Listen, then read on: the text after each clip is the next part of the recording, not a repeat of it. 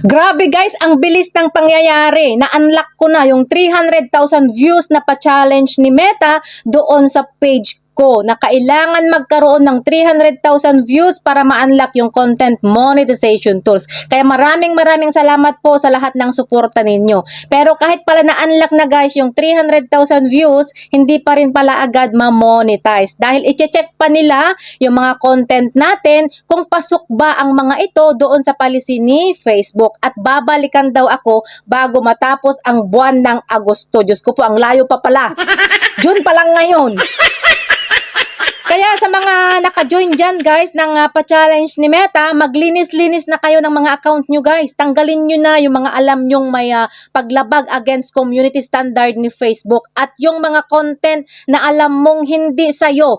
Para kapag na-unlock mo na yung 300,000 views, mas malaki yung chance na ma-monetize yung account mo.